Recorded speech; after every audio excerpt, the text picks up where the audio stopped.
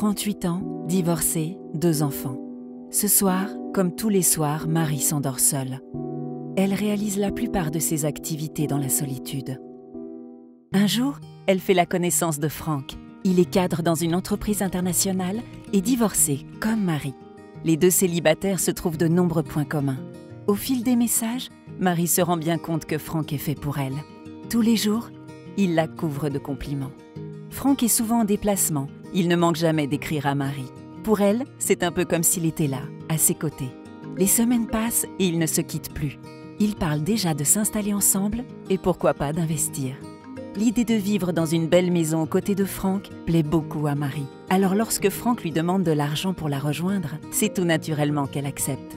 Pourtant, il ne viendra pas, en raison d'un problème à la douane. Leur relation bat son plein et le couple reste soudé dans les bons comme dans les mauvais moments. D'autres problèmes surviennent, comme le licenciement de Franck. Heureusement, Marie est là et n'hésite pas à aider Franck.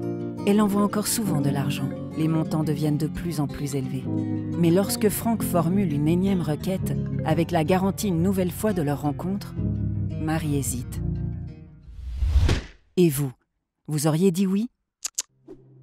Pourtant, Marie a accepté, comme des dizaines d'autres victimes chaque jour. Depuis qu'elle ne lui verse plus d'argent, Franck s'est envolé. L'arnaque au sentiment entraîne des pertes d'argent considérables et de lourdes séquelles psychologiques. Sur Internet aussi, soyez vigilants. Pour votre sécurité sur Internet, ne vous fiez jamais à une personne que vous ne connaissez que par Internet.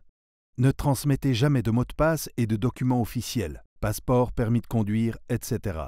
Ne divulguez jamais de photos ou d'informations intimes. Ne versez jamais d'acompte sans être sûr de la fiabilité de votre interlocuteur.